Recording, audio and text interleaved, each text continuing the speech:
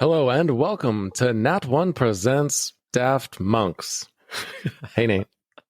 Hey. The new title's still it's getting me, you know? It's the start of season 2. I just gotta get in the flow of things. We just gotta switch it up. Just real fast, if you're brand new to the show, welcome. We weren't always called Daft Monks. We're Nat One Presents, and before we just called it the podcast.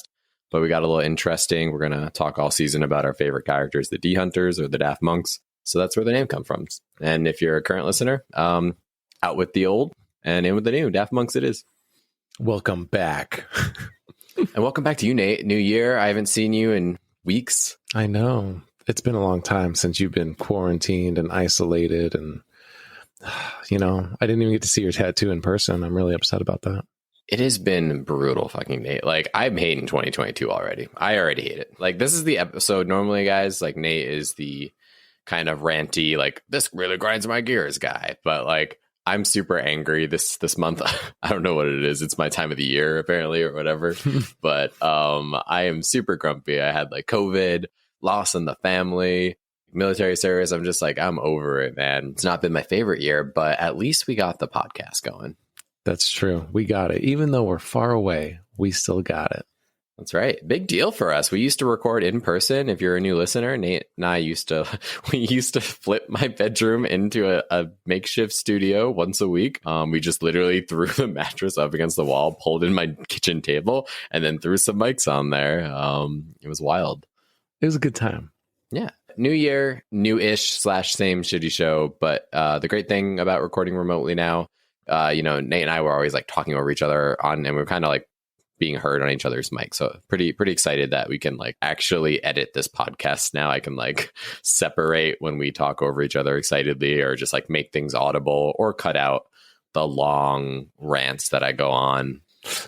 But I'm going to miss that in person, you know? Yeah. Just sitting there. Zoning out. Yeah, watching you just rant on. And I'm just thinking to myself, man, I gotta spice this up. I gotta break into this conversation somehow, this one-way conversation. So I just have a lot to complain about, Nate. So hopefully you can bring some kind of positivity in the world here. Anything new and exciting going on for 2022? I'm getting a new job. Whoa, that is pretty new and exciting. Yeah, we're moving back to Nevada, you know, closer to grandma and babysitters. It's the right thing to do right now. You're choosing to. It's not like you're like you have no options, like you lost your job. Like you're just moving back to be closer to family, right? So pretty much. That sounds great. I'm sure your whole family is excited. And grandma, I'm sure the kids. That'll be everybody. And hopefully you will be happy about it. Oh yeah, mom won't shut the fuck up about it. As soon as I said something, she's like, I already cleaned out the back room. You come on over. I'm like, I haven't even interviewed yet. Like, well, too bad. I already put a placard with your name on the front door. I'm like, oh my God. Wow. Yeah, she's excited. She's pumped. No, she didn't do anything. She cleaned out the back rooms.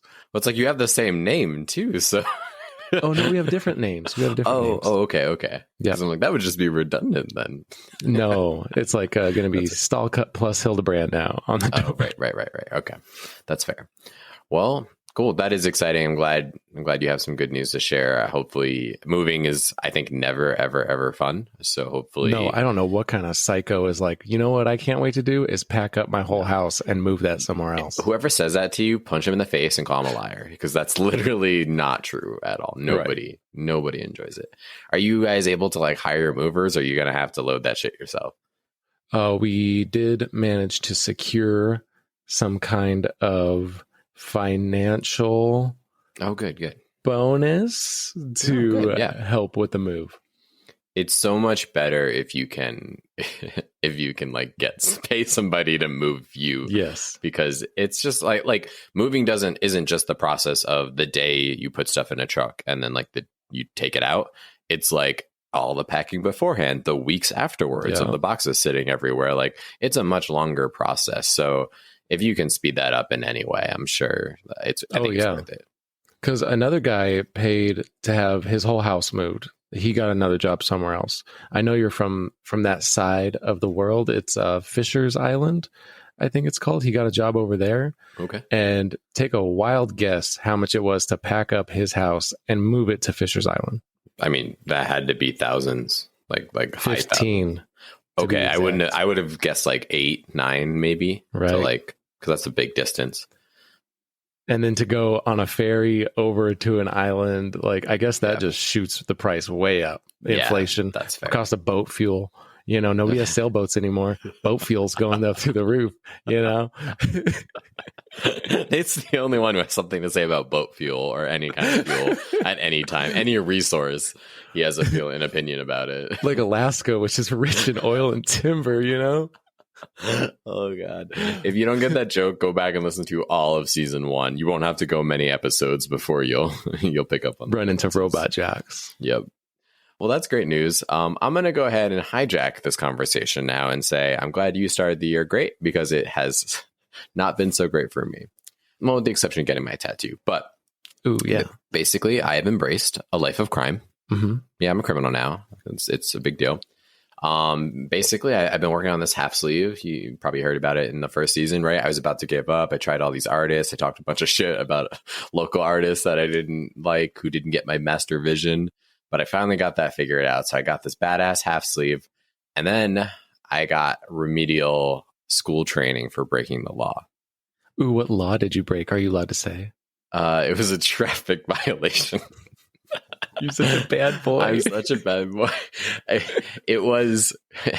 I ran a red light. Now, to me, that sounds like not a big deal. Or before my rehabilitation, I would have thought running a red light would have just got you a ticket and a couple points on your driver's license, which it does also do that. But I guess Arizona has so many collisions and deaths from just red lights. It's like running a red light. So there are 3 things that will get you traffic school in Arizona, I learned. 1, DUI. Okay, yeah, that makes sense. 2, more than 8 points on your driver's license. Okay, which running a red light is about, I think, 3 points or maybe 4. Oh, that's not too bad. Number 3 is running a red light itself, just because I guess the state has such a bad record. So, Nate, I kid you not, there was 15 people in this class. At least, this is not an exaggeration, 7 to 8 had DUIs, some multiple DUIs in that class. The kid in front of me was doing donuts in the parking lot, which, I mean, awesome. Hats off to you. But then there's just me and this little old lady who ran a red light just sitting in this classroom. And I'm like, I don't feel like I belong here, Nate. Ooh, definitely not that old lady. Like I know we're all lawbreakers here, but I feel like one of these things is not like the other. Like this is your poor DUI. Old lady. And I was 0.5 seconds from being over the invisible curb line for right.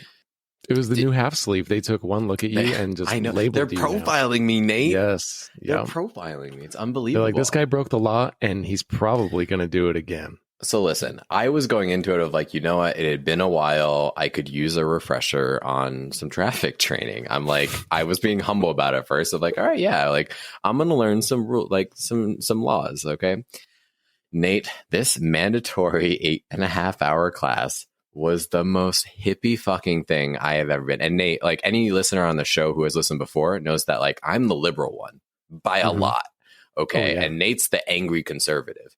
Well, I was channeling all of my angry conservative energy because I'm like, this is such ridiculous, feeling frou-frou bullshit. I could not believe the first 4 hours, Nate, was about, they said psychology, but it was really just I want you to be the judge, Nate. Yeah. So read some to me. The first section, I made sense. Okay. It was they're right off the bat, what did you do? And who's important to you? And then they try to guilt you with and what happened? Yeah. How did that affect the person you love? And I'm like, well, I ran a red light. They literally didn't even know about it. I didn't even tell them. I didn't get a ticket for a month later, and then I paid it. And it literally out of a separate bank account, they literally had no idea. So it didn't affect them. Then they go into what would have happened if you lost that person? I'm like, I just ran a red light again. The DUI guy maybe needs to sit back and think about this, but I didn't kill anybody. Right. So, all right, immediately defensive. Then it goes into, Nate, the 5 basic human needs that we are all born with. Could you tell me, guess, give me just a quick guess, 1 or 2 of them. Food. Okay. Nope. Air. Oh no. Sorry, Nate, you've been very misinformed. It's Oh. power, recognition, freedom, independence, fun, enjoyment. These are like two-parters. Love and belonging, and survival. These are the 5 human needs. Yeah. Well, obviously China didn't get the news flash because I'm pretty sure they don't have freedom or love over there. So to help illustrate these, Nate, here's some stock photos of a woman with a megaphone. Oh, yeah. A person, like people on bikes, which I don't even know what it has to do with driving. You could have hit them running in the red light. The woman with the megaphone, you could have hit her running a red light. I wanted to hit the course instructor. This was blowing my mind, Nate. And then get this: they show a video for each one of those, and it's all like stock photos is one thing. Like I've even used like stock photos, but for each video they showed just stock video footage. So for fun, it was like a hot air balloon into a speedboat and I'm like, what the fuck? And then like freedom was like someone on top of the mountain, like with their hands up. And I'm like, what does this have? Nate, 4 hours later is finally after the lunch break is when we started learning laws. And then she's like, I have to get through this. Like, we just have to go over this part. I'm like, this is the part that I should be here for. Like the actual laws, like just tell me what to do to not be here again. Why are we here? We had to, oh my goodness. It was so bad. Do you think it was like the subliminal like messaging, like trying to like flash into your brain, like bald eagle, freedom, don't run red light? It was bananas, Nate. Like, I don't know if you're like a big DC like person, but there's like in the DC universe, there's Granny Goodness who works for Darkseid, and she's just like a woman. She like rehabilitates like people into like villains. But like, I felt like I was at Granny Goodness's like driver survival course, and all her goal was to say all this ridiculous bullshit until I was just riddled with rage, and I just wanted to absolutely lose my mind. It was insane. They made us many times add up all the fees we paid, like for like, well, what did this cost you in tickets and fees? And how much did this cost? And then for the DUI people, it's crazy because they're like, how much did the breathalyzer cost per month? And how much to get this? And like, anyway, they pay thousands of dollars. Like you get a DUI. What I learned is like you're paying 10 to 20K. Like after all your fees, your legal, your breathalyzer, all that shit, it's expensive. That was the biggest takeaway I got is like, I can't afford to be a delinquent, Nate. Like I don't have that money. Right. I don't. Right. The system literally like it charges you to be like it is more financially savvy to just go on with your life because it's too expensive. And that's why other people end up doing jail time. Like a DUI is like a rich person's crime. You know, like absolutely, the poor guy can't afford a DUI. It's crippling. Well, and like obviously, like don't drink and drive. Very kind of like straightforward thing. But like we can go into it. Like the whole keys could be in the ignition, but they don't have to be in the ignition. The key could even be like you could have thrown the keys outside the window and just be taking a nap on the side of the road, and that's going to count as like a DUI. Like there was a girl who stopped, watched a police officer get her car hit, and then she like reported what happened, and then they're like, "And where'd you come from?" And she was like from a party and she was like 20 and she got like a DUI and she had like one drink and she Sons of bitches. Yeah. Oh, and they were like, okay, you're free to go. And then she started to drive away and then they stopped her. Like, and maybe because like it was bananas. Like, and then anyway, this isn't against cops, but I'm just saying like entrapment. People make mistakes, but like, wow, like, that girl has to start her like pretty young career, with a very heavy like mistake and burden. So definitely once you like fall, you make those mistakes, it just gets harder to climb out. And it's like you're starting from behind, like you're at a disadvantage for the rest of your life. Like almost feels like rich people can afford to just pay it and move on, pay the legal fees, whatever, but like have multiple cars that they probably don't even need a breathalyzer in every single one of them. But like, young people can't do that. So don't drink and drive. Don't run a red light for God's sake. I think this can all just go back to don't get tattoos. All right, so let's move on. We are a sometimes D&D podcast, maybe-ish. And so today's kind of hot topic, Nate, I want to go over with you is the next version of Dungeons and Dragons. It's coming-ish. Monsters of the Multiverse. Well, first off, Nate, did you ever play? I've only ever played 5e. I'm pretty brand new to the series. Mm-hmm. Did you play 3? Version 3? I have the first edition books and I read through them, but I would not want to play it. It's a lot more strict. Like 5e's kind of loosey goosey where they're like, yeah, go do whatever you want. But like, this is like, yeah, they made it mainstream. Yeah. So I don't think I'd even want to play another version right now. Yeah. Okay. Well, so here's kind of the scoop, Nate, right? So D&D turns 50 in 2024. It would be 50 years old. And so that's when they want to launch the next iteration of this game. Ooh. But like, here's the thing.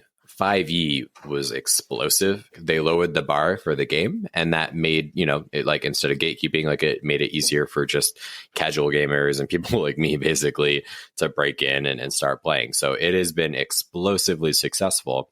And so there's a lot of speculation that basically they're not going to come up with just a new edition. They're going to try to scale this version. Ooh, okay. It makes sense. What are your thoughts? They already have so much stuff. Like, I'm fine with that. Like, reading through it, you sent me the article, and it seems like they just really want to open the thing up to make it all kinds of weird stuff, but it's fine. Like, because you're still basically, all the rule sets are going to be the same. It's only things like character classes and races and things like that are going to be altered to basically just make this huge fucking... I don't even know what. They're slowly scaling it. They're removing like a lot of when it was like suggested ailment or alignments or suggested like characteristics or features. They're basically saying like, we're not going to put in any like unnecessary detail. Like, yes, when we had written these books, we imagined a dwarf in this kingdom had this type of attitude. But at this point, play what you want, how you want. Like, your dwarf doesn't have to follow that. And so they're really trying to remove a lot of that. I do feel like that's maybe there's a little bit of like modern pressure of like taking away characteristics. Like, they don't want goblins and like gold to like come off, like, like they're trying to paint some kind of ethnic group or whatever. So I think there's a little bit orcs and their negative intelligence. Like, get the who cares? No one cares. But their whole thing is like they just want to keep making it to play however you want to play. And honestly, Nate, I'm fine with that, because that's really what at least my groups already do. We do not strongly stick to the alignment. And I don't think you should. I've never been a fan of the alignment, because people have breaking points and they change, right? Like, so I get that like some powers are attached to not breaking your alignment. Like, if you have, like if you're a cleric or a paladin, like alignment then can be more important. Like, that was interesting, but then make that just a class feature. But the rest of the characters, like, you could have a shitbag rogue who at the very end, like, you did the like number one memory I have of you as a rogue, Nate, was you rolling a sleight of hand to put gold in a poor person's pocket as a rogue. Like, like, so you did, and you're still were probably a shit rogue, but you did a good thing. Like, people are the human race, or any us playing as even as other characters, we're unpredictable.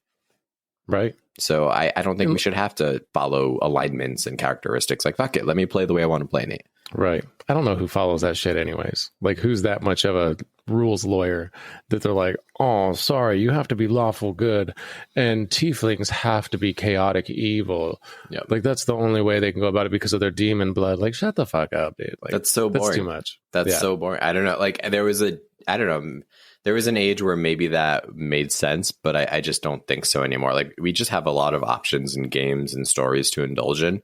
Why would I play one that tells me how I have to play, Right.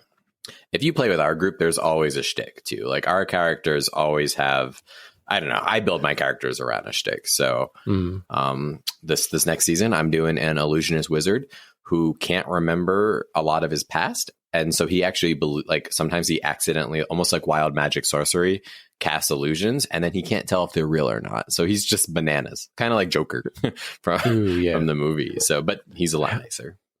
A side note, how much backstory did he send you for your thing? Well, he's literally like, well, since you can't remember your past, you don't get really a backstory. But he gave me some like memory fragments. Ooh, okay, that's cool. So I just have like maybe 7 bullets of like things I vaguely remember, but I wrote my story that way. I literally said like, I remember my childhood, and then I like met these like puppeteers who did like children's shows, and then I fell in love with one of them, and then I don't really remember anything else except that I've been doing that on my own now. I'm like in my 60s, and I've been doing that by myself now for years. I like it. I think it's going to be fun. I only ask because I got like 3 fucking pages of backstory sent back to me of the whole world. And then apparently he liked my backstory enough that he rewrote it and made it better. And is it better? yes, it's better, and gave it back to me, like more details, like people's names, this and that, what's been going on. Nice. And then I get a bunch of perks for my character now because awesome. Maybe I should have tried harder then, because I really, literally, it's like this much text in a Word doc. I did get like the whole world building stuff, but when it got to me, I just got vague. But I feel like that's going to be fun for me, because I don't know, I'm going to enjoy like being like, was that an important plot point? Like that thing that I remember, like it'll be fun. And then I'm also just going to do this thing where like, I'm going to be like, oh, I remember there's a great bar down the road. And then like, I don't know if it'll be there. And like, maybe I'll have him just roll. Like, was there a bar there? Who knows? Like, maybe, am I making it up in my head? Like, I think this will just be a blast. Oh, yeah. It'll be the only time you're not expected to take notes, because I know you don't fucking take notes anyways. Fuck no. That's not the game I want to play, Nate. There are people, we play with people who do, right? James do. Yep. I think even you do sometimes. I take notes, yeah. I don't know if Don does. Don might. It might just be me. Me that does it. But I'm also the type of person who, like, when we're just idly not doing anything anymore, I'm like, okay. Like, I'm the rally the troops and role play something. And usually when you role play, you'll come up with a made up name, and then somebody will say the correct name because they took notes, and then you will quickly say, yeah, that's what I said. That's happened numerous times. Oh, really?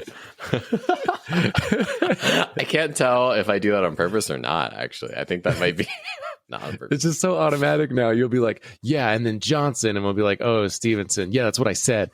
Now, like, this son of a bitch. I guess that's a plug for professional DMs. If you guys are listening, we've been trying one, and I don't know. I think we're a fan. It really comes. I like it. It comes down to like finding the right person. I looked really hard for this person. I wanted somebody who wasn't a rules lawyer, right? Yep, huge. I wanted somebody who like was a little, like wanted to have a little bit of fun, but also still wanted to write elaborate backstories and whatnot. So I think we found a good balance. If you're trying to decide, should I pay for a professional DM, just decide if anybody in your group, A, wants to DM, and B, has the time to do it well. And for us, those were both no. Like, right. We want to be players. There's 4 of us. We all want to play. None of us really wants to like take the hit and be the DM. And then secondly, even if we could, like you were the best at it, Nate, honestly, at DMing, but like you have kids, you have family, like you don't really have the time to put the extra work. It's a lot easier to be a player than it is to be a DM. And I like to play, Yeah. Same thing. So I think it was a good call. I'm glad we found somebody who like vibes with our group. And if he's listening to the show, he says he does, but we also pay him to hang out with us. So like, yeah. I felt like, of course he was gonna be like, oh yeah, I'll totally. That's what I would have said. I would have been like, oh, I'm gonna listen to every episode, and then like never even look it up ever. So we'll know he's our real friend when the money that we're paying him comes back to the Nat One Presents Patreon. That's right. That's right. Yeah. And honestly, it's not that hard to track him because we probably don't have a lot of listeners from Canada. So like, if I start to see Canada viewership, I'll know he's not full of shit. So we'll see, though. We'll see. We'll see. So yeah, I did want to, I guess I got a little off topic here, but the next iteration, like I said, we do think that Wizards of the Coast is just trying to scale the current game. I guess we're on board with that.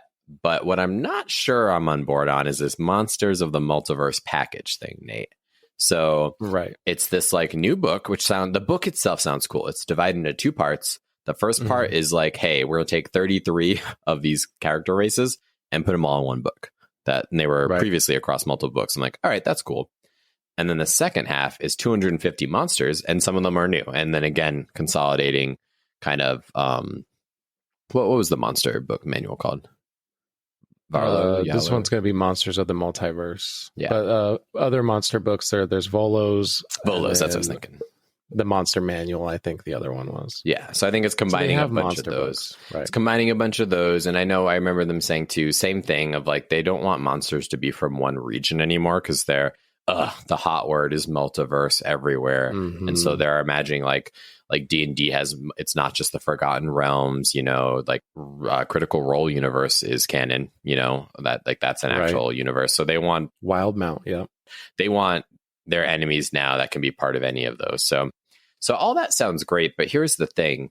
You kind of can't just buy that book, I don't think. I think you have to buy, here, I'll just read the blurb for this one. So Mordekainen Presents Monsters of the Multiverse will debut as a physical product as part of the Dungeons and Dragons Rules Expansion gift set, which retails for $169.99. $170. I like the 69 part, but the 100 in front of that is really fucking me over, I feel like. That's a lot. And then it will be released on January 25th. Pre-orders for the standalone book and for digital platforms such as Fantasy Grounds, Roll20, and D&D Beyond will begin on January 18th, and then they'll deliver May 17th. So I don't know. Like, I think the expansion, the Dungeons and Dragons Rules expansion gift set comes with that, and then 2 other books. I think it's Tasha's Cauldron of Everything. Yeah, it's that one, and then I think it's the other Xanthar's Guide to Everything. Thank you. Nate is encyclopedic. Yeah, I already have both. So why? Yeah, if it only comes in the kit, why the fuck would I pay the money for everything when I already have 2 of the 3 books? I would pay Monsters if it was just Monsters of the Multiverse, right, for the usual $50-$60 bucks, and then I could like kind of not get rid of, but like put those other 2 books away. Okay, we're consolidating, we're updating, we're adding some new stuff. Cool, I'd be down. $170 for 2 books you already had, and then this kind of like consolidated book. Not feeling it. Not right. Because I also have Mordekainen's Tome of Foes, which is that just out the window now? Because that's an entire book about monsters and demons and where they come from. But apparently there is some demon sitting on a couch somewhere who got upset because we weren't politically correct saying he came from one of the 9 hells. So excuse me, you know? Right. Now everyone's up in a tizzy about it. So you probably won't buy it. I'll probably still buy it. Am I kidding? They also came out with ingots for some of the. Have you seen that online? They did. They're only making like 10,000 of each ingot, and it's like an ingot that represents like the monster manual and like some of the first few books, some kind of celebration. Ooh. It's cool, but like, what are you going for? I don't know, Nate. It's useless. Like it's an ingot of a book. It's not even the book, or it's not the cover of the book. It's just an ingot representing a book you already have, Nate. Yeah, sounds like something I want.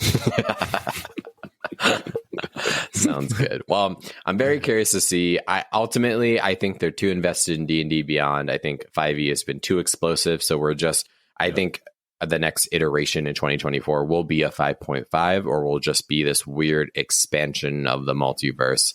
Right. But I don't think it's going to be a new game by any means.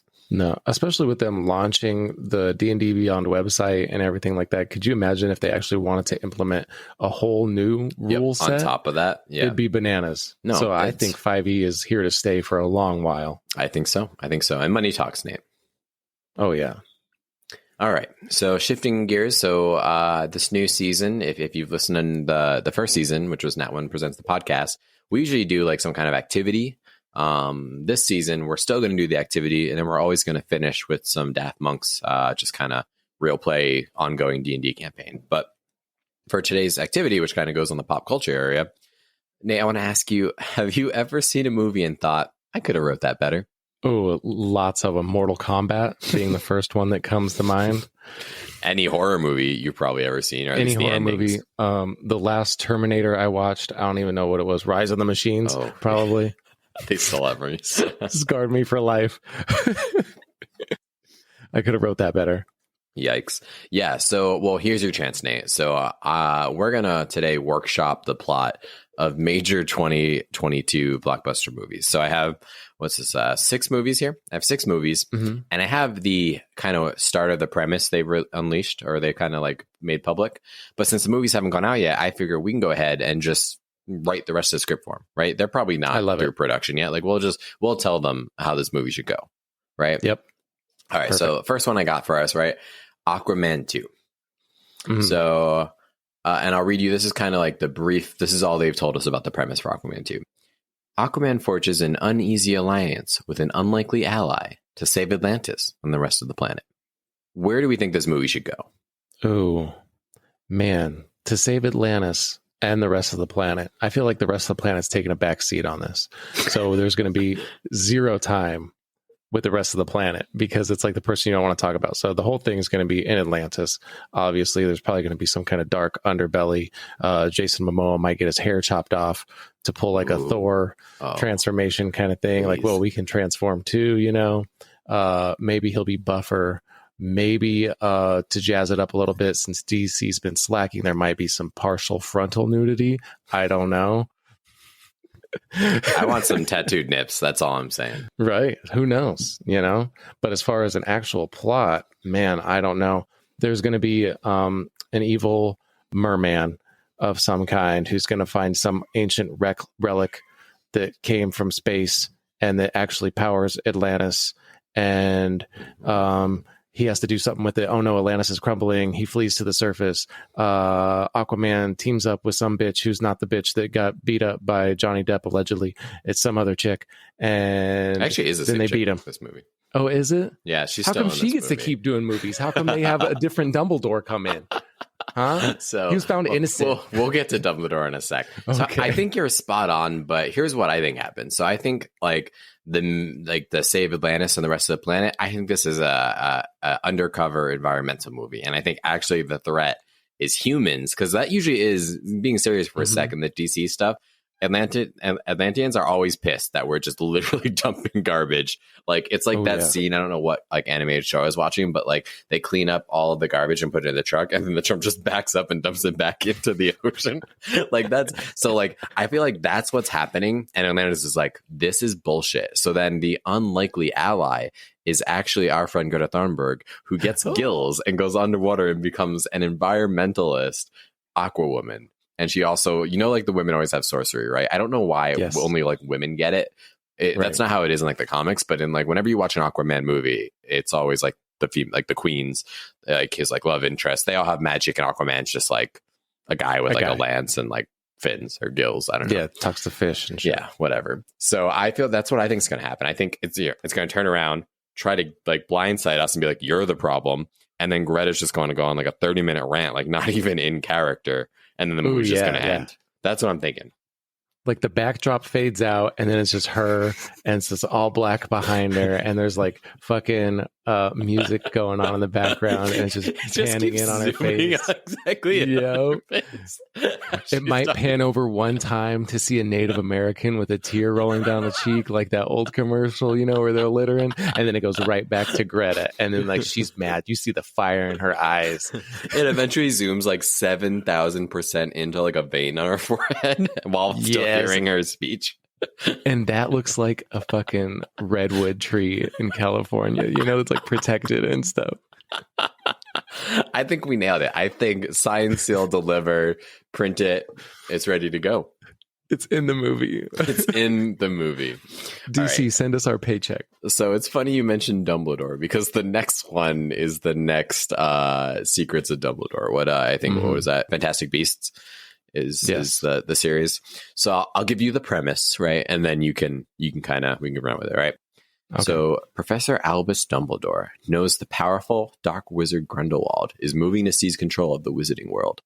Unable to stop him alone, he entrusts Newt Scamander to lead an intrepid team of wizards and witches.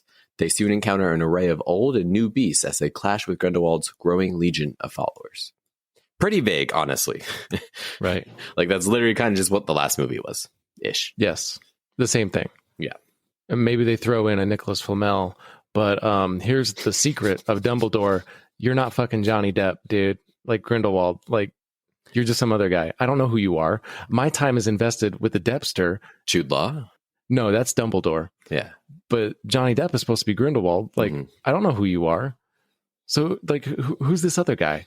I've seen him in another movie before. I think they need to do the reverse. So you know how like Dumbledore's actor is way too young looking now compared to like where he should be in the timeline. Yes. I think they need to do the opposite. Now that they've replaced Grindelwald's like actor, he needs to be like at least 80 years old.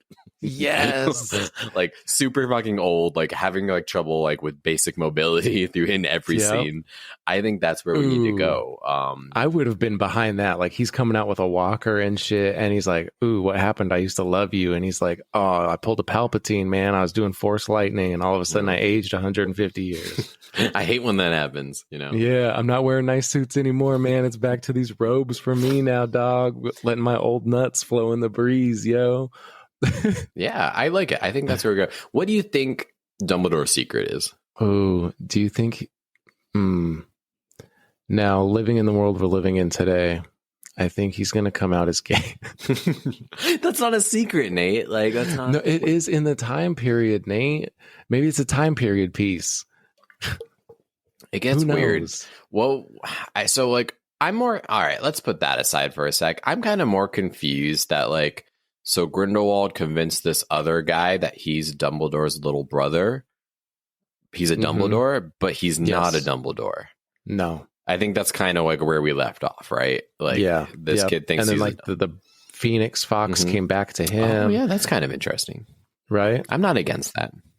Who knows? You know, what is the state of this like movie series? Like, is it just rapidly going down the toilet? Or I thought the first one was meh. I kind of like the second one, if you forgive certain things like Nicolas Flamel, and just other random shit going on.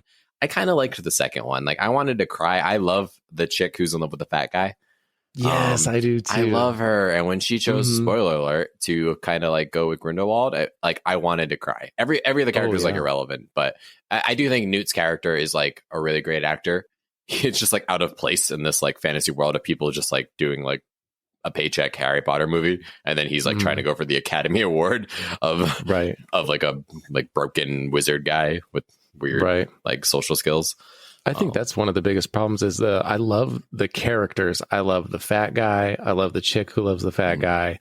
I love Newt, you know, and then they just put these characters that I have grown to love into a story that's like, oh, I didn't see that coming, you know, like really pulled the wool over my eyes this time. That must be the secret. That last movie was brutal. Right. Like, oh, this motherfucker's still alive. Oh, wow. And now you're going to throw Nagini in there? Like, come on. Like, you don't have to do that shit. You don't have to keep linking it back and forth all the time. Like, who gives a fuck? You already have Dumbledore in there. Like, that's fine. Leave it at that. What's next? Like, you're going to have baby Harry Potter come in out of fucking nowhere with a rattle and shaking it around and be like, oh, it's Harry Potter.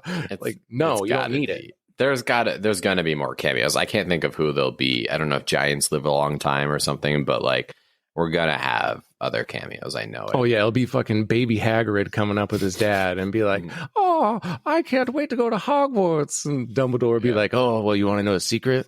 I've fondled giants. That's my secret of Dumbledore." Fucking third movie, jot it down. Jot it down. It's in the movie. Okay, it's in the movie. Let's move on because that's getting a little off the rails here. So now we have the untitled Mara movie. It's not obviously it just doesn't have a title yet. That's why I call it untitled. But what do you think of this, Nate?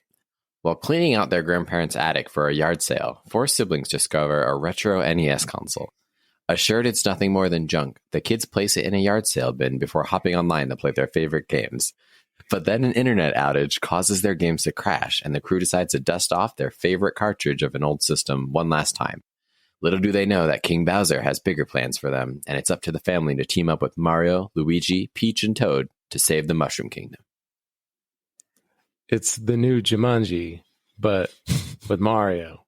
So I actually made that. There is no premise like revealed yet for the movie, so I made that up. But that is my biggest fucking fear, Nate, is that they're going to make this Jumanji. Because, all right, listen, I know some people, I don't know where you stand, Nate, but Chris Pratt as Mario, it's just not clicking for me, Nate. Like, it's just like you have a Mario voice actor. He does the Mario voice acting for games. Why didn't we use that guy? Why was Chris Pratt the choice for Mario's voice? I just don't understand. And the only way that makes sense is if they Jumanji this shit. Right. Oh, where it's like, make it an action movie, like where like Chris Pratt is like, oh man, I hate my life. I wish I was in a video game. And then he's like, wow, I'm Mario now. I'm Chris Pratt, but I'm Mario. Like, check out these abs. It's the only way I'm going to see this happen. Like, I mean, Charlie Day's Luigi, I am kind of on board for it, but I just don't see it, Nate. I don't know with these voice actors. I could be wrong, but I just don't know how this formula mixes in. Is it going to be animated or real life? Yeah, it'll be oh my god, animated. You know they'll never try real life real live action again. I loved John Leguizamo as Luigi. And they got the jumpy boots. Man, that movie is a classic. I can see why you're worried, Nate. They're not topping that. I can see why you're worried about this movie. But like I don't know. I'm not sure what's going on here, but I could be wrong. You know, like I think if you went 10 years ago and told me that there was going to be a Lego movie that Chris Pratt was going to voice, Ooh, I yeah. also would have shat all over that. But Lego, Right. I mean, Lego Batman is way better than the Lego movie, but Right. nonetheless. But I still love the Lego movies, but Lego Batman is way better. Lobster Thermidor. Oh, is that where the lobster thermidor joke comes from? Yeah. Oh shit, I didn't put that together. Whoa. Check out PJSD&D, Wayne Manor Menagerie to get that reference. We don't have a name for you yet, fans, but we are thinking it's douchebags, like the Daft Monks D-bags. douchebags or D-bags. Yeah. We might be D-bags. calling you D-bags. It's a good affection. I don't know if we can get away with douche, but D definitely. D. For sure. Nate, just real quick, I already gave you what I think might happen with the Mario movie. It's going to be like a Jumanji thing. What do you think is going to be this premise for this movie? I know you're a really big Nintendo fan. Not really. No, not really. There's going to be a small Italian plumber who jumps on a flagpole, and somehow that saves the day. I don't know what they can do, Nate. I really don't. To make it new and fresh and exciting for me to actually watch it, I don't fucking know. Without it being like a spoof on itself, I don't know how they do it. Yeah. Right. There's no way. I want to hear like, it's a Mia, you know? Like, I better fucking hear that. So all right. But in Chris Pratt's voice, like, it's a me, Chris Pratt. As he's holding off two raptors.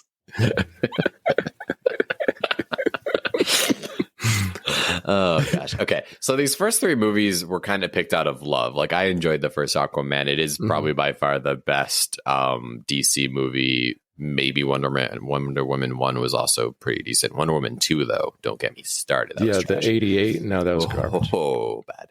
Yep. And then Secrets of Dumbledore comes from love for Harry Potter. I do love Nintendo and Mario. So those are movies I'm hoping can be redeemed. All right. But these next three movies, I do not think there's any hope, Nate. I don't think so. So Avatar 2. And before I go into the subplot, Nate, this is not The Last Airbender, the sequel. I was really looking forward to that. Were you? I was left hanging. Does anyone want a sequel to that atrocity? No, because I watched another clip the other day of how long it took the fucking earthbenders to bend Earth, and it was like 30 fucking minutes of them dancing around before a tiny boulder went flying. Like, are you fucking kidding me? Like, what's going on right now? It's I don't. There's no redeeming that movie. But the Avatar. This is Blue People Avatar. Yes, we're talking Blue People Avatar. Which, gosh, if we have young listeners, doubt it. But if we do they even know what the first Avatar movie is? Like, I was in high school or middle school, Nate, when the first Avatar came out. Like, right. I don't think some of these kids were alive. Yep. And it was life changing. It was supposed to. That's what everybody tells me that my experience was. They're like, "Oh yeah, it changed life." I'm like, no, like, it was Space Pocahontas with cool special effects for 2002 or whatever. I heard on the rumor mill, because you know how I get my word on the street. Facebook. You'll start getting that too now that you're a criminal. But some people actually killed themselves to hopefully live in the same world as Avatar. Is that real? That's what I've heard. I did zero fact checking on it, so guaranteed it's true. Sense.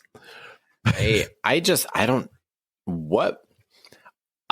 have so many questions. Like, first of all, we know how money works in this world. Like, which studio gave James Cameron a blank check for like $1 bajillion, said, make me 4 sequels and go ahead and take like 20 years for the next movie to come out. Take as much time as you need. Who does that? Like, no, like, people only give you money to make more money back. Like, that's it. So I don't like what, unless I walk into the theater, they strap Oculuses to all of us, and then the movie is like a build your own adventure. I don't know what took almost 2 decades to make this movie. And if we've learned anything from video games that take 5, 10, 15 years to come out, there is no way this will live up to anyone's standard. No. Just like Cyberpunk. I still play it, though. I love it. But it is trash. You threaten me whenever I'm like, I don't know if I have time to record this week. You'll be like, I swear to God, I will live stream Cyberpunk on the Nat One account. I'll do it. Right. It's the only game I'm playing right now, and I will fucking do it. Why, Nate? Don't push me, Nate. It's like an abusive relationship. Why? It is, and I love it. I don't know why I love it. One day we have to play the RPG, the game, though. The 2020 Cyberpunk 2020. It's called. I'd like to the plan is once we have actual listeners on this podcast, and I imagine one day it will be funny because it will be actually blown up and they'll be like, haha, they have like thousands of listeners. But if you're listening today, 2022 January, we have like no listeners. So I dream of the day where we have so many listeners and then we're like, hey guys, we're going to stream Cyberpunk 2022 or whatever. Or what game is it? 2077 is the video game. Got it. Sorry. Anyway, I dream of the day where we can just like tell our listeners and then they're like ready and waiting on Twitch or whatever platform. They're actually excited about it. It could happen. And that person's not our moms or our family or friends. Love you, Mom. Love you, Mom. All right. So Avatar 2, I am going to read the summary, but we're not even going to try to. I don't care enough to even try to guess or make up a dumb plot for this. So I'll just read what they have. Jake Sully and Neytiri have formed a family and are doing everything to stay together. However, they must leave their home and explore the regions of Pandora. When an ancient threat resurfaces, Jake must fight a difficult war against the humans. Sounds like the exact same movie, but with a mystical ancient threat. Yeah, again, like he already did that. Like, why are the humans? Like, if you have to add humans to make this movie interesting, it's already a bad movie. So, anywho, this next movie I have hope for, but I got a feeling, Nate, you don't. I got a feeling you're not. Don't. It's not at all. The Batman. Starring Edward. Yeah, so, okay. And there's not a lot of premise on this one either, but the Riddler plays a dangerous game of cat and mouse with Batman and Commissioner Gordon in Gotham City. What do you think is going to happen in this movie? And do you think you seem to be pretty critical of it, Nate? What are your thoughts here? Instantly, I saw the trailer and I thought, who the fuck made these costumes? Like, I do not know how to make clothes, and I feel like I could have made better costumes than what's going on now. Like, they're trying to do like a throwback to like the Adam West style mask where it's a tiny little mask, and the Catwoman thing, I don't know what the fuck that is. And the Riddler looks like he went out for a jog wearing one of those sweatsuits and then just left it on. You know, like, just like a trash suit. Yeah, like trash bags and tracksuit on him. Like, what is going on right now? Like, he looks kind of fat anyways. Like, maybe he's just trying to lose weight. Maybe that's the riddle, is he's trying to lose weight, and this is the only way he knows how to go about it, by burning mental calories. I don't know, Nate. I'm more concerned. Did you see what the Penguin looks like in this movie? No, I didn't. So I don't know if you can stop what you're doing right now and Google it, but let me see. Yeah, let's do this. It is an assault on my eyes. Who's the guy that was in? Oh gosh, I'm so bad with names. Andy Serkis? No, it's not Andy Serkis. It's not Andy Serkis. Is it Andy right? Serkis? No, hold on. It's Colin Farrell. Oh, right. And but you think that's Andy Serkis, and that's Penguin. That's well, I saw another thing that said Andy Serkis, but okay, I'm seeing the picture. Yeah, look at that Colin Farrell right now. So he has a very weird dimply chin and an underbite, it looks like, and kind of sharp elfie. He just looks like an old rough man. It's weird because I think there was two routes you could go. You just make him evil and badass, or you go the like really weird Danny DeVito, like, this guy is disgusting. Yeah. And they're like, let's do a little bit of both, but not satisfy either. And that's what we got. Colin Farrell is just this like old, kind of uncomfortable looking fat man. Even though I think because I know it's Colin Farrell, I'm just like, what happened to you? Like, it's like he got like struck with like a gringo ray and then aged, and it's just making me uncomfortable. Like, I feel like I'm looking at my own future, and it's just not very Penguin-esque. And where's the top at? Yeah, he's like balding looking. He's not there's an attractive man under there, but he does not look like it. And his skin is so like, he has like the scar, like kind of like if you had incredibly bad acne and then like repeatedly popped all your zits all over your face, and then that scarred like your face, and that was your skin, and then you lived in Arizona for like 10 years and you never used sunblock. That looks like the skin regimen that Colin Farrell has, and I'm just uncomfortable. There's so much texture coming through this image right now. I don't know, Nate. I don't know if this movie can be redeemed. No, I don't think so at all. Like, looking at the far away shot, I was looking at a zoomed in shot, but looking at a far away shot, he just looks like a roughed up stepdad, you know, who like his he got a flat tire on the way home, and it started to rain on him a little bit, so he had to change it. Now he's all wet, and he gets home, and he sees that his kid didn't take out the trash. Now, if you're looking at the picture while I'm explaining this, it makes perfect sense. And that's the scowl on his face, is that this step kid didn't take out the fucking trash. It 100% makes perfect sense. I'm looking at it, and that, like, you literally, like, I'm just sad for this person. Even his posture, his, like, guts jutting out, but his shoulders are kind of rolled back, and then his, like, head's, like, tilted, like, just like... He's like, God, I gotta deal with this shit again. And the rain doesn't help. Like, I don't think you can say I don't. I see also what you mean about the Riddler being in, like, a trash bag tracksuit. Yes. It's very... Like, what is going on? And did you see Edward's emo Batman mask? Like, come on. Like, we've had so many good costumes, and you're gonna just be shitty all of a sudden. What if it's amazing? What if it's amazing? You know who this movie's catered to? Weirdos like Chris. That's who this movie's catered to. Yeah, our producer, who sometimes fills in or is a third party on our show, he's a big Batman fan, and he has hope for this. I don't know. I just feel like there's a lot of face. There's a lot of face and not a lot of mask. I was actually thinking of something really creepy right now, where I could totally see Chris, like, walking behind you on your screen, but then somehow walking behind me on my screen. Man, I would be so scared. I look for he's coming soon. The power with remote recording, we can get all three of us on, not next to each other. Honestly, do you know how hot it got in that room, in my bedroom, when the three of us? Oh, and then every time we were done recording, my husband came in and he complained about the smell. Every time. Oh, did it smell bad? Every time. Yeah, from just three guys in, like, kind of a humid room recording for an hour plus. He would come in and he would talk so much shit. And I was like, babe, these are my friends, but also yes. Oh, I always tried to smell nice. Now I feel bad. I don't know. I think it's just, like, again, three guys. I don't know. Whatever. I mean, my thighs get sweaty, Nate, because I gyrate my legs. I shake when I get nervous. That's too much information. Sorry. All right. This last one is Jurassic World Dominion. I gotta be honest. Chris Pratt again? Is it fucking Chris Pratt again? Yeah. I haven't watched. I did watch the first Jurassic World, and I was like, it's just like a repeat. Like, literally, almost, it's like they did the same thing again, but with a new monster.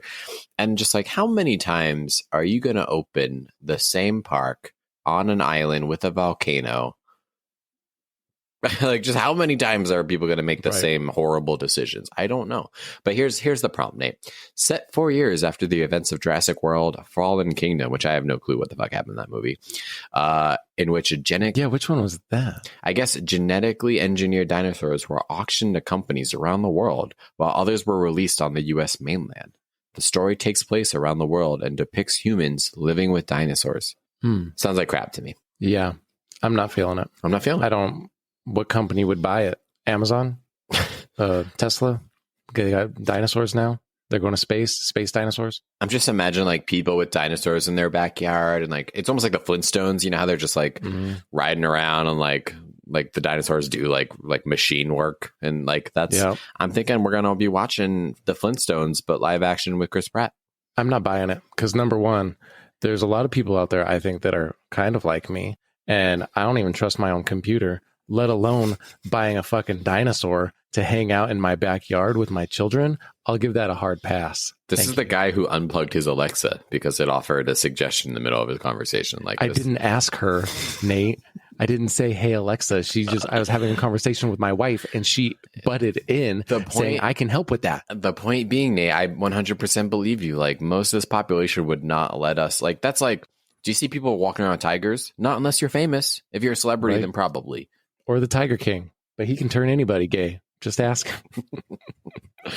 But I don't know. These movies have gotten so unbelievable, and the first Jurassic World killed it for me, because I'm like, you literally just repeated the whole first Jurassic Park movie, but with some minor things. Like, I even went, like, you finished it in the same area, like, very manufactured, very hitting these, like, nostalgia remakes. Like, get out of here.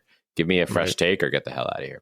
But I think there's something about the Jurassic Park that's a lot like a bad relationship, like you always have that friend who keeps getting into these toxic relationships and they're like, I can make this work. I can make it better.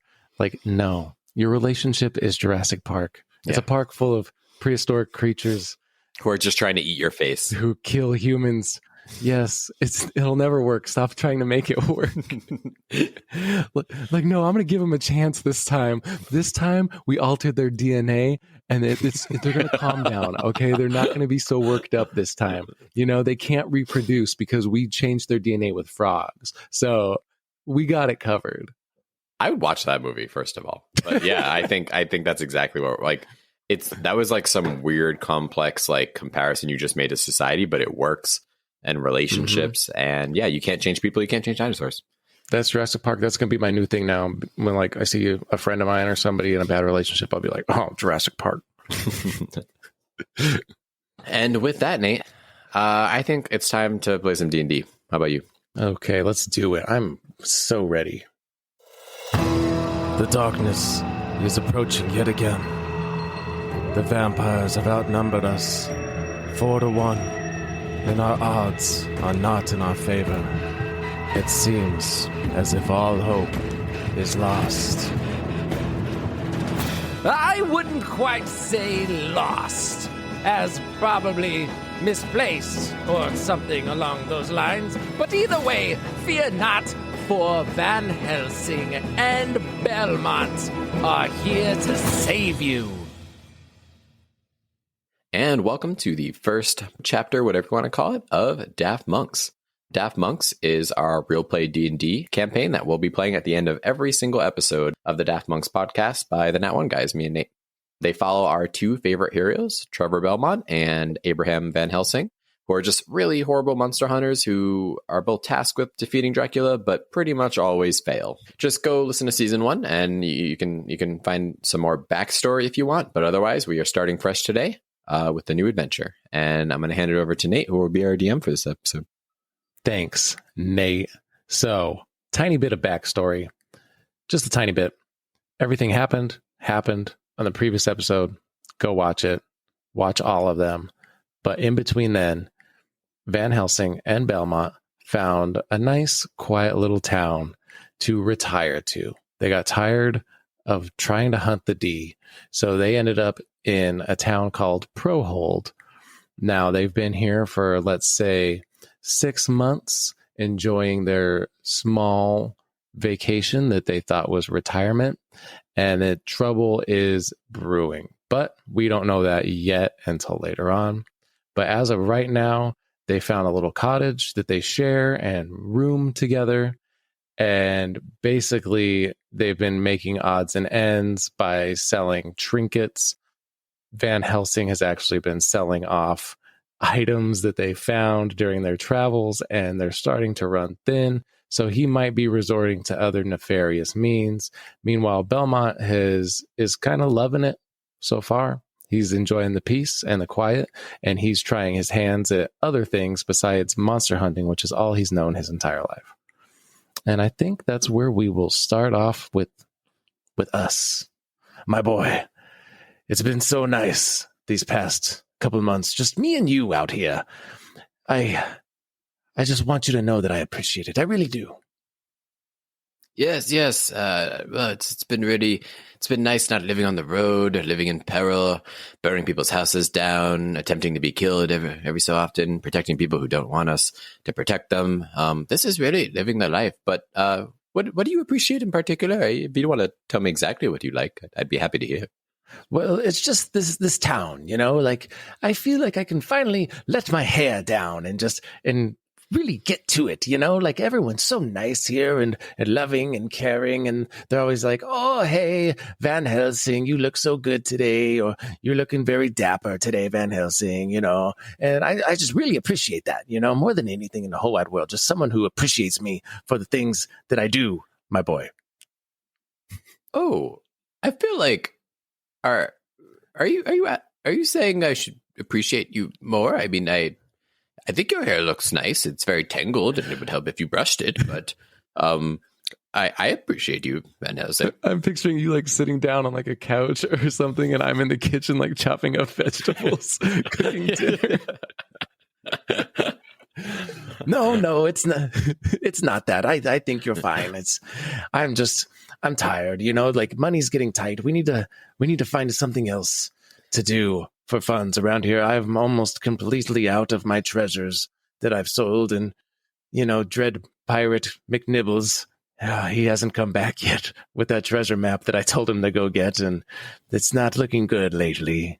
Oh, well, if you want, I could help you. I could look in the newspaper and circle jobs for you to go apply for. I mean, I'm very happy here working on my meditation garden. I wouldn't want to ruin that. Yes, I looked out there earlier and saw you tore up my medicinal herbs and put sand with some curvy lines and a couple of rocks out there. I really appreciated that. That was great of you, my boy.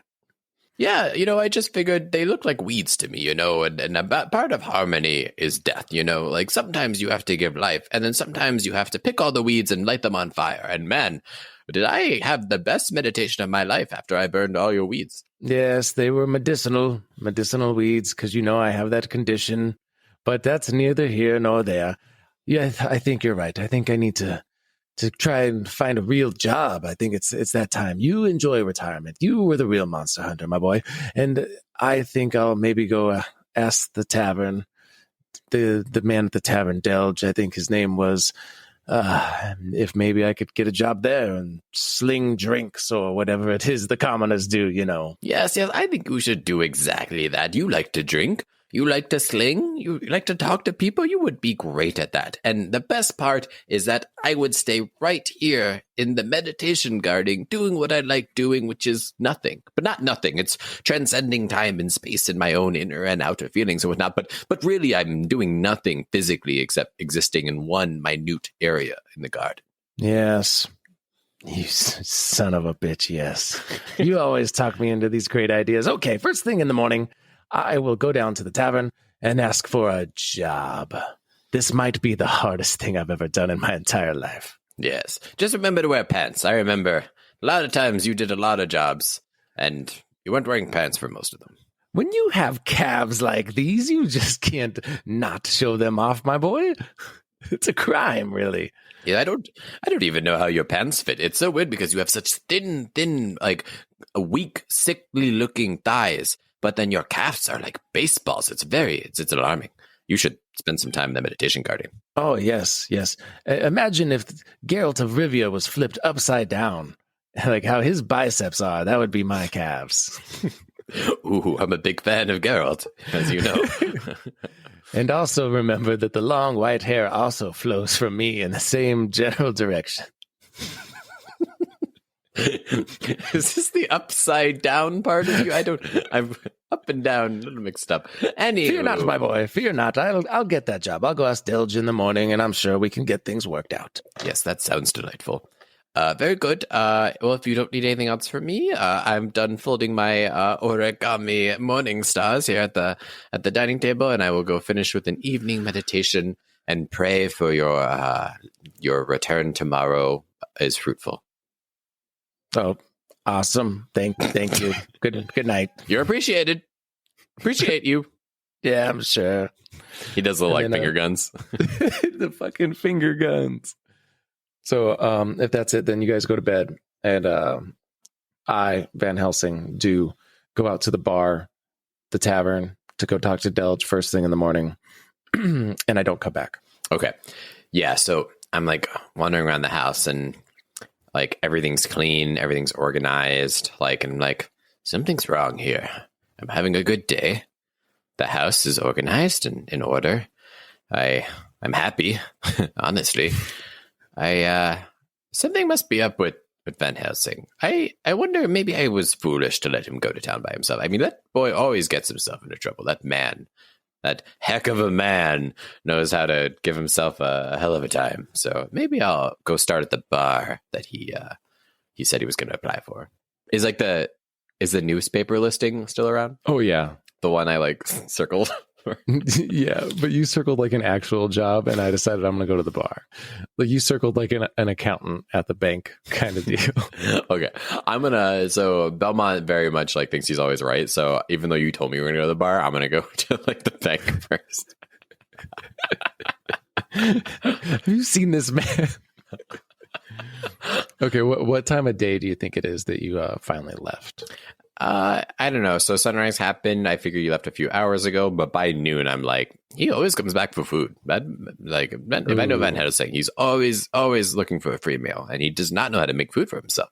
45 years in the making, and he can't make himself a sandwich or anything. So I'm going to say around noon, I head over. Okay, so you're going to the bank, basically. Yeah. Okay, you walk up to the bank. They just opened back up after their lunch hours, and nobody else is there except for one like female lady, kind of just getting back into position behind like the main front desk option, I guess you could say. Well, greetings and salutations, sir. What brings you to the fine bank today? Not anything worth depositing. No, I have no money. You stay away from me. Can you introduce me to the male manager in charge? I'm sure you like that can't be you as a female, as beautiful and meek as you are. Well, you are absolutely correct. There's no possible way I could manage a bank as large as this. Let me get him for you. And then she kind of like graciously bows to you a little bit and then goes and gets the manager. And he comes back and he's like the fucking short guy from Peter Parker and shit with the cigar and the mustache. What seems to be the problem here? You got a problem with my miss? No, she's delightful. She's right in the place she needs to be and should not be promoted any further than that, because I think you as a man... Anyway, listen, I'm looking for... Have you seen this guy? That guy? No, I haven't seen him around here lately. He came in looking at the vault earlier, but I told him to shoo away. It looked like he was trying to steal from this place. You know what I mean? He was trying to steal from me. No, absolutely. We gave that life. I mean, we never were part of that life, but long ago. Anyway, listen, he was here to apply for a job, rehabilitation, and whatnot. So you didn't hire him? No, absolutely not. He didn't meet our credentials. Pants was the first thing on the list of credentials. Oh, I told him to wear pants. I told him. Okay. Yes, that would make sense then. Is anywhere else hiring here? You know, maybe, I don't know, maybe a law firm or like a chef eatery type place.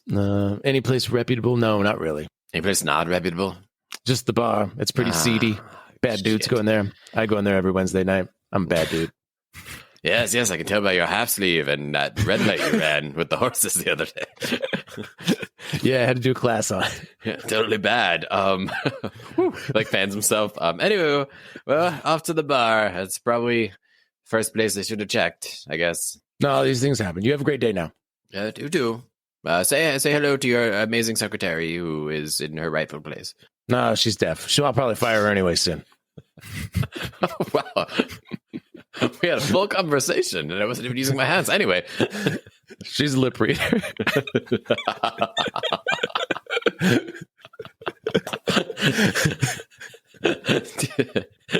I just look over her and he gives me the finger.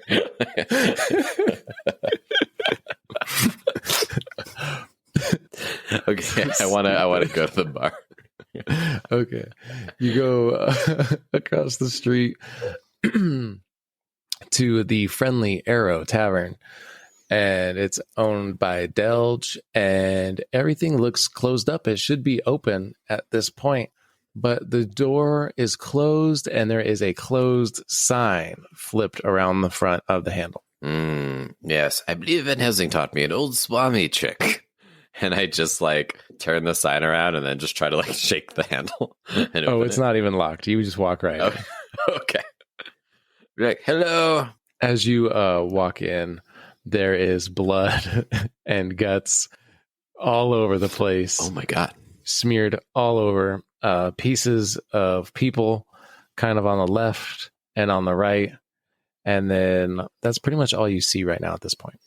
You can roll if you want. Yeah, I was just going to say, I don't have a great score, but can I roll a medicine check? Like, is this human blood? And Ooh, yeah, or actually, do I have investigation? Investigation is the same, but that makes more sense. I'd like to roll investigation. Is this human? Was there a fight here? Like, can I mind palace this thing and figure out what occurred? And like Sherlock Holmes my roll is really good. It's a 16 plus 2 and 18. Ooh, dang, you crushed it. Oh, yeah, without a shadow of a doubt. You've seen something like this before. It is the classic sign of a monster attack. And all the blood that you see is only human. It doesn't look like anybody has hurt the monster in any way whatsoever. You don't notice any monster blood on the ground, but from the claw marks that you see and then the wounds that occurred on the remains of the human bodies that you see, it was definitely some kind of monster attack. So Belmont being the last living heir to the Belmont clan, which is a clan of monster hunters, he leaned down, he analyzed the situation, he took the blood, he smelled it, could tell it was human, and then he starts having these flashbacks of just people dying and him having to rescue people and really gory deaths, just lots of people dying, really gory deaths. And then he marks on his cheeks almost like a football player with the blood, and now he's in the zone. He's it's time to come out of retirement. But first, do I see anything of Van Helsing's around?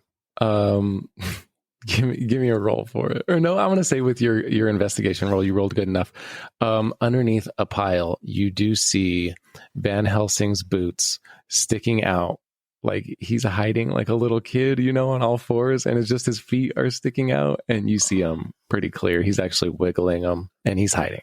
Okay, I'd be hello, is anyone here? I have a huge pile of gold and also a bunch of untrained rodents who would like to join Sky Pirate McNibble's traveling piratry. I guess I'm just going to leave then if nobody says anything. No, my boy! Is that you? Is that you, my boy? Yes. What happened here? Why are you hiding?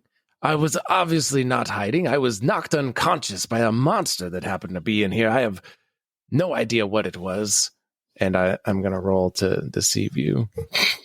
Oh, that was it. That was a 6 plus. Should I roll insight against it? I only got a 8. So if you get higher than an 8. Well, I have a +6 to insight. So. You son of a bitch. Yeah, it's not great, but it's an 11. Okay, I'm lying. I have no idea what monster was here or where he came from or what he wanted. Listen, he just Van Helsing, it's okay. We've been out of the game. Okay, you're scared.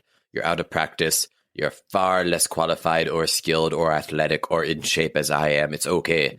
I wasn't here to be your anchor, and I'm sorry, but I'm here now, and it's time to get to work, my boy. Oh, thank God. I've been feeling dreadful about this ever since I caused this. This is all my fault, really. I don't know what happened. One minute, I'm telling them a story about High Pirate Captain McNibbles, and next thing you know, Captain McNibbles comes back, but he is no longer Captain McNibbles. He is something entirely different. Wait, McNibbles is the monster? Oh, absolutely. He came back, but not with a treasure map, with something else. He is now, I hate to say it, a were-rat. Oh, no, McNibbles. I don't quite remember where or how your origin started or how you joined our party or really how Van Helsing, of all people, was able to train him to do menial tasks. But yes, you were our friend. But if I have to pierce his heart with, I don't know what you used to kill were people. Is it the same in D&D as traditional vampires or? Oh, I'm sure something silver. You got a silver sword or something. McNibbles, if the last kind thing I can do for you is pierce your heart with a silver spear, then by golly, I'll do it. I'm just saying that looking up. Not really talking to anybody whatsoever. Monologuing. Yeah. Do I have to roll a dex saving throw? Yeah, do a dex save because you're standing in a lot of blood monologuing. If that's a home rule, listeners, that if you monologue, you have to roll a dex kind of saving throw. So thankfully I have a +5. Oh, thank God. It was a 7. I thought it was in that one for a sec. Ooh. So 7 + 5 is a 12. Oh yeah, you crushed it. Your feet slip a little bit, but you actually use it to make a more heroic pose while you're monologuing. Yes, kind of ascend. Perfect. Great. Now, after the bank job, I still didn't put on my pants. They were still drying off from the meat sweats, you see. Now, I walk over to the bar, and I know I can get a job here at the bar. I can bamboozle anybody into loving me. I walk in. They have a help wanted sign, and I take it down like a badass. I make eye contact, and I look at Delge, and I'm like, Delge, I'm the guy for this job. And he was like, you son of a bitch, I'm in. And he snapped his fingers and pointed at me, and we made contact. I am not making... He said, I'm in, and then he pointed at you. Okay. All right, I'm with you. And I said, the name's Glog now. But no, okay, that didn't happen. Now, he said, I'm in, meaning I got the job. You son of a bitch, I'm in. I got the job. Now, all this happens. I put on an apron. I immediately start bussing tables because you know I'm the hardest worker you've ever seen in your entire life. And that's when it happened, my boy. That's when High Pirate Captain McNibbles burst through the door. Well, he didn't burst. He just made a little squeaky sound, and he came walking in. And I thought he found the treasure map, so I was like, I fucking quit, Delge. You know, I've been working for a whopping 5 minutes, and I'm already throwing down my apron saying I quit. But Van Helsing, your tales are quite tall, but there's usually always a little bit of truth in them, and a lot of blood. A lot of blood and a little bit of truth, but I guess that's enough for me, because I can't sense Sky Pirate McNibbles here, so and he's always just in your pocket, ready to leap out at the given moment. Right. I may have thrown a scarf at him in the scuffle, and a coat and a top hat. You fight with a crossbow, my friend. I lost it. It cuts to like a playground, and it's like in like the sand, like the ball pit. Like, mommy, look at this. Timmy, no. Oh yes, my butterfingers. You're rusty. You're rusty. We've all been there, I guess. Not to the playpen, but yes. Either way, he got away, and if I'm honest with you, I got scared. I didn't know what we were going to do. I didn't know if you wanted to fight monsters anymore, and him being my rat, who's now a were-rat of some kind, and maybe that had something to do with the... Say no more. Together, let us team up. Should we get your crossbow? I mean, you can't fight with a scarver. Is this thing where you just have me do everything again, and you just kind of keep the bystanders at bay? You might have to do that, because little Timmy was kind of a jerk, and that's how I lost my crossbow. He is quite menacing, believe it or not. He was threatening to leave me on top of the seesaw, Belmont. On top! If I fell down, that could have hurt. Told me you were being bullied by a man named Timmy, but I didn't know he was a toddler. Well, Timmy's what his mom calls him. I call him Tim, the bully. He's a real jerk. Well, either way, we need to gather reinforcements. Yes. And hunt down High Pirate Captain McNibbles. Yes, I'm back in the game. And who's on the crew? Who are we recruiting? Well, I was going to ask Delge, but he died.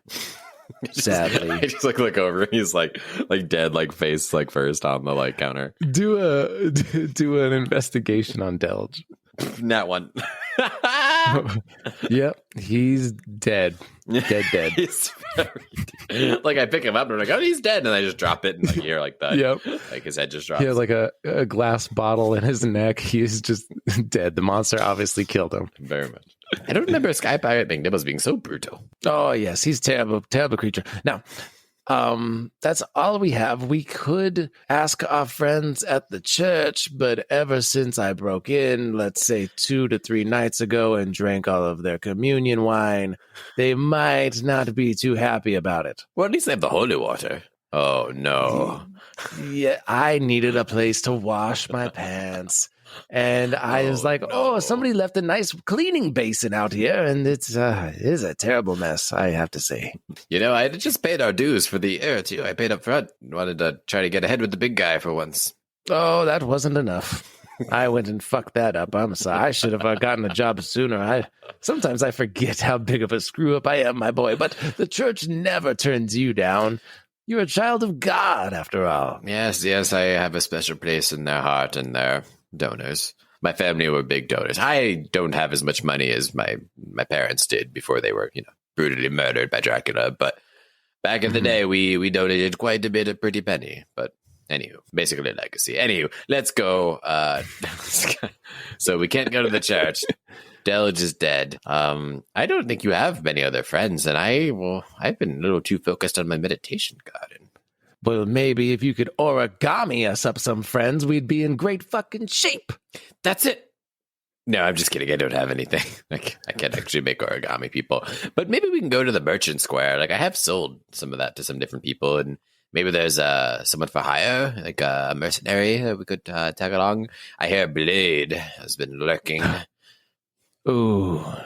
Okay, very well. Let's go to the Merchant Square and see if we can get some reconnaissance, and maybe we could find somebody to help us fight this new menace that is Sky Pirate Captain McNibbles. That sounds great. And I just trudge through like multiple puddles of blood and like, ooh.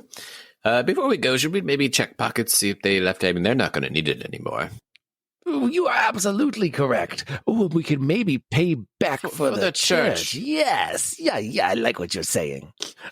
And then you look over and Van Helsing's kind of like really half-assed, and he's kind of just like poking it with the toe of his boot. It's fine. I'll check. I know you don't like to literally get your hands dirty. Like, not figuratively, like literally you don't like residue on your fingers. It's very odd. It's just yucky, you know. It's gross. Did I find any money, anything? Oh yeah, I'm gonna say we. Let me just make it. Oh yeah, that's good. I'm gonna say we find enough money that if you wanted to, we could probably hire Blade to the church. Oh, to the church. Or hire. Yeah, I got you, church. Yeah, church. we could take it to the church, or we could hire that random Blade man, possibly in the town square. He lurks. That's who he lurks. It's like, I think you're just a little racist. You think any person of that skin color standing in the shadows is lurking. I told you can't be why doesn't he come out in the public? I don't understand. Like, why stand behind things unless you're like afraid of the sun, which he's not. He's like a daywalker. That's his whole thing. It's just stick. Well, he's still half Dracula, kind of, you know, like he wears those sunglasses. Like I didn't even know what those were originally. I thought he just had voids for eyes, but it turns out he made these special glasses. It's blowing my mind, really. Absolutely. I want a pair. It's absolutely brilliant. Anyway, okay, let's go to the market square. Okay, to the town square? Yeah. So we head to the town square, and things are looking a little slim pickings. I think there was quite a few people in the Friendly Arrow bar. Well, and they're, you know, can I roll like perception also as we were going to the like walking there? Like, was I noticing like people screaming in the roads or like smoke off in the distance or just things that like suggest chaos or danger? Yeah, you can roll for it. So I did a this is like a retroactive perceptive, only like a 14. A 14? Yeah. I think you can tell that like something is uneasy. Like there aren't as many people walking the streets as there should be right now. Okay. And a lot of people's doors and windows are like shuttered up. Like maybe something did just happen. Okay. At least within the hour. I see. These poor locals. What would they do if we weren't here to save them? It's almost like they need to hire a monster hunter. I like say really loudly, like in the direction of like one of the open windows. Oh, yes, something came by. And they're like, Timmy, close that window. Get away from there. That's Timmy. I found this crossbow. That's Timmy. He seems very sweet. No, he's a monster. Don't get near him. He has a snaggletooth of +1 sharpness. It'll cut right through your armor. Oh, dear. And then people, still locking up. But as you make your way back to the center of town, there are still people that have their little shops up, but they look uneasy. Like if like one more fucking thing happens today, like they have that look on their face, like the penguin from earlier. Like if one more fucking thing happens today, I am packing up and going home. I've never gotten so much out of a picture as you got out of penguin. Oh my god. Okay. I knew his whole backstory and everything, Nate, from the one picture.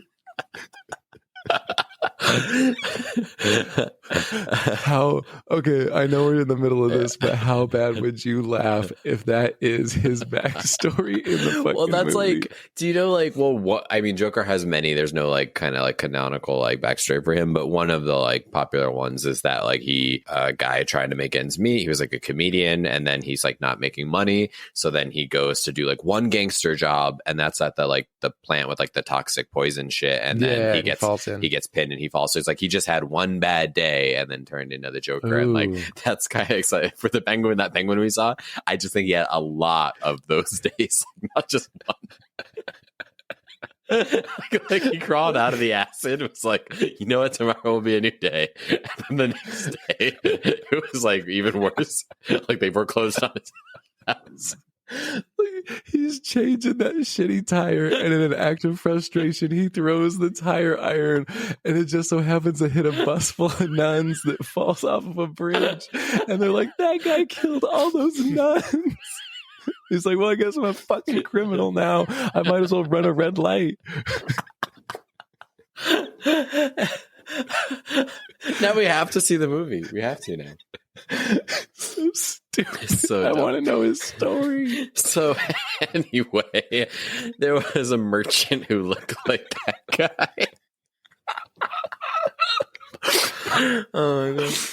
No one's laughing. Nobody who's listening is laughing as hard as we are, Such an ugly laugh. Okay. We're in the market. Excuse me, sir. Did you just kill a bunch of nuns or did a monster run through this town? That's it. I'm fucking out of here. He packs up his little briefcase. So now there's only one person left in the town square. And it is a tall, muscular man with dark sunglasses on. Oh, wow. Is he lurking? Is he lurking if he's in the middle of the town square? Is that still lurking, Van Helsing? I told you, my boy. He's standing in the shade. That doesn't mean he's lurking. He just doesn't want to get tan. Blade, is that you? Whose voice? Remember, you can't voice a race. That's definitely not okay. Yes, I'm Blade. Listen, we might need your help. Have you seen a giant were-rat going around murdering people? He's actually a pretty good guy, and we'd like to save him if we can, but if we have to kill him, we will, but we prefer it be us.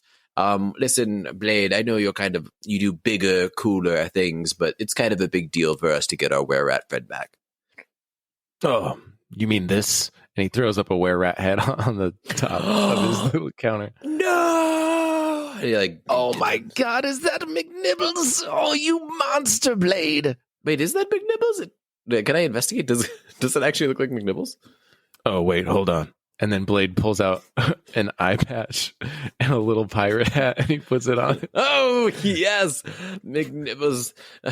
But how did the eye patch get so big? It's like it grew and he transformed into a werewolf, and then the hat got bigger too. I was going to ask you guys that question. There seems to be some kind of alteration to this creature. He's not a traditional were-rat. Somebody injected him with something to make him grow large and menacing. No, McNibbles wouldn't let anybody but Van Helsing in a Van Helsing. So there I was, trying to get a job at the bar, right? And then he's not even talking to you guys. He's over at the other stand trying to talk to the penguin guy leaving. I know what it's like having a bit of rough luck, and I'm telling you, your day is going to be better, I promise. Van Helsing, Oh, yes, you need me? you're not telling me what are you not telling me? Listen, I know you like to lie, you like to exaggerate, but you never keep truths from me. Okay, what did you do to McNibbles? Why? How did McNibbles be? Look at him! And I hold McNibbles' hat up. Oh my God! Van Helsing starts crying. What did you do? How did he get so big? And how did his hat grow? What did you inject him with? I'm going to be 100% honest with you, my boy. I was stopped earlier by two people in dark cloaks. Now, usually I am not one to trust people in darkly colored cloaks. Yes. What do we say about dark cloak by day?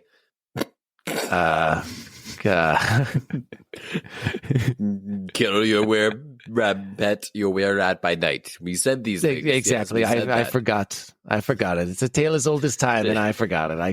I can't believe it. You've heard it once, you've heard it 1,000 times, and I forgot it. I couldn't believe it. But they gave me a kind of viscous liquid that said, if I pour this over my best friend, things will get better. In that moment, there's a lot of thoughts going through Trevor Belmont. On one hand, he is a little disappointed that you considered Sky Pirate McNibbles his best friend and not, Trevor Belmont, your partner, basically in life. Not in that way, but Right, yeah. But then on the other hand, he's kind of grateful that you didn't turn him into a giant were-rat or whatever, wear anything. So he's like, okay, so ignoring the problems created and maybe the deficiencies in our friendship momentarily, what happened when you poured that on Sky Pirate Captain McNibbles? Instantly, right the fuck now, his skin started bubbling, and then he grew to an enormous size. Like, he looked like fucking twice the size of Master Splinter.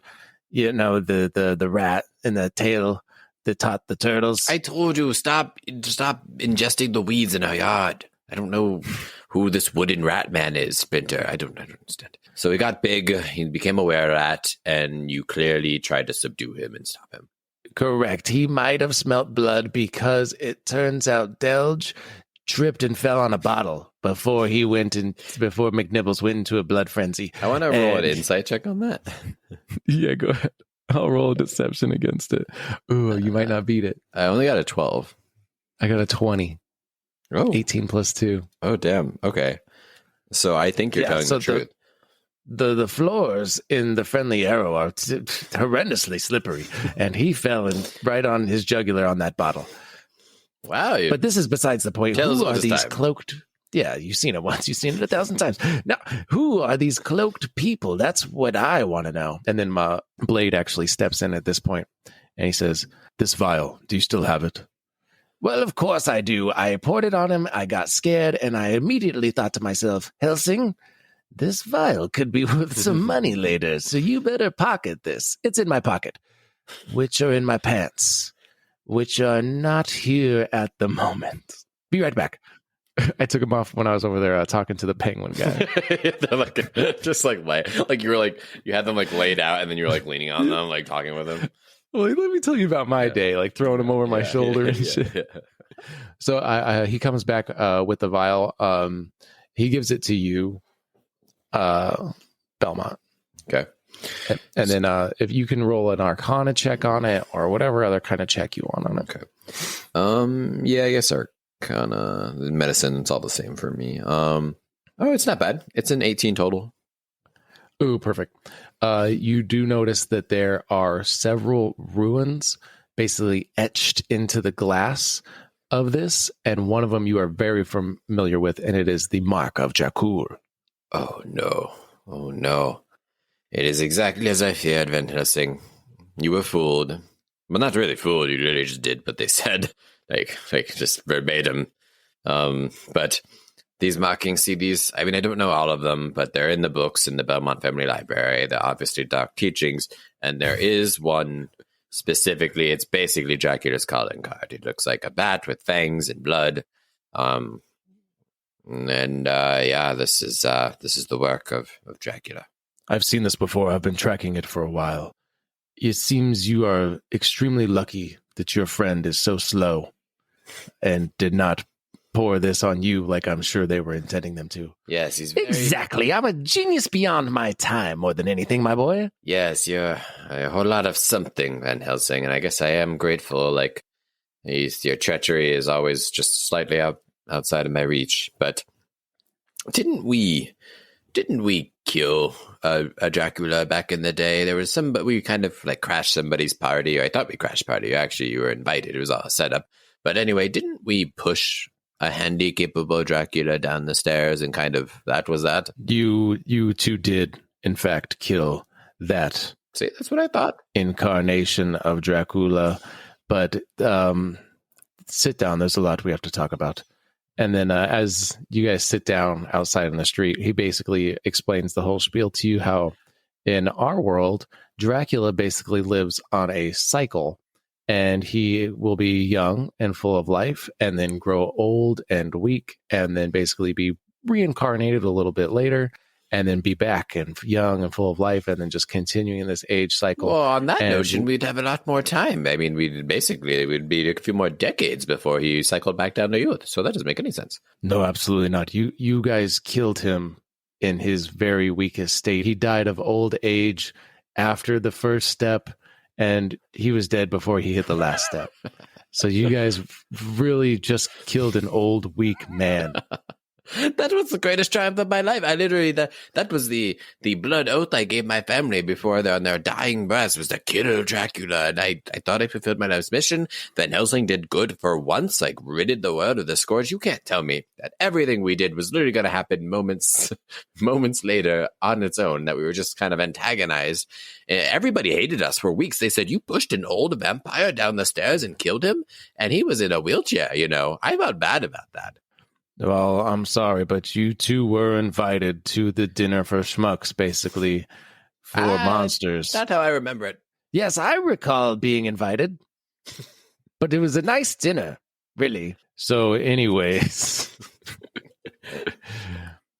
well, we're looking at the facts here, and Dracula is coming back, and I have been following these two cloaked jokesters from about 3 towns now, and they generate a monster and then move on.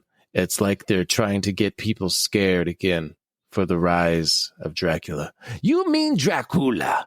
No, I mean Dracula. No, let me tell you, I know fully well that it is Dracula. Back me up on this, my boy. Yeah, actually, it sounds like total bullshit, but I met him, and he actually goes by Dracula. And he also has his cousin Vinny, who sounds absolutely bizarre. Like, he has cotton balls in his mouth, and he's Italian, but he's also Transylvanian. It's very odd. Anywho, yeah, it's completely true. I didn't believe it at first either. So, oh, gosh. All right, let's get our head focus. If we didn't do the job the first time, then I still have a blood oath. I have to finish the job. And Van Helsing, that means you've never amounted to anything, because that was the only good thing you've ever done.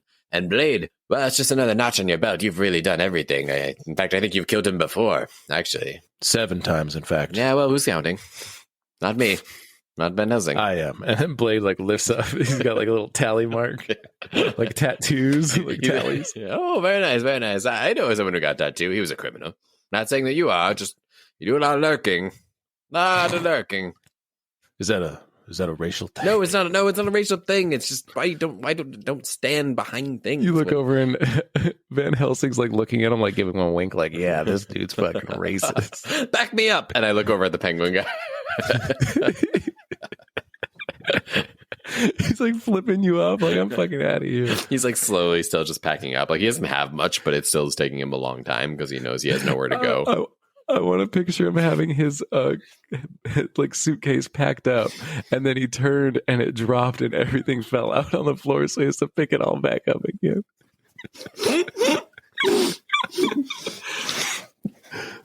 Now, if you guys are serious about this, we could team up and try to defeat Dracula together. I have an inn at the next town with the church itself. Things are not looking good. They are more together now than they have ever been. These monsters are uniting. Holy shit. It's up to me, Van Helsing, and the criminal. I mean, Blade. I don't know how I feel. I mean, we don't need your help. We beat him once. Like, you beat him 7 times. Why don't you leave some room for the little guys to have a win for once, you know? Like, how about you just give us the lead and you clean up, make sure the monsters, you know, like work backwards. Like, try to help these people recover their lives, and we'll take care of the source. There's 2 of us and only 1 of you, Blade. Only 1 of you. No matter how much you lurk, there's just 1 of you. Are you serious right now? Well, fine, here.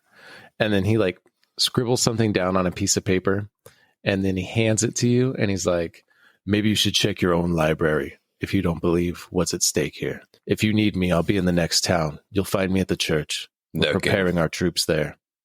No, not... I'll see you there, maybe. And he does like a with his sword and like stabs High Pirate Captain McNipples his head and like puts it in a bag. That was unnecessary, Zoro. Okay. Well, Van Helsing, are you up for another adventure or the same adventure that we didn't finish? I am always up for an adventure, my boy. You tell me where to go, and I will get there slowly but surely. I will get there, I promise. That sounds good. Before we go, should we maybe pay our respects to Sky Pirate Captain McNipples? I just want to know what he did with the body. It was a huge body, and all he had was the head. Did he leave it like on the playground with Timmy? Like, that's irresponsible. Just like the ball pit again, like just screaming. Like everything we lose is always in that ball pit. The penguins walking home from work. Yes, like that's just fucking great.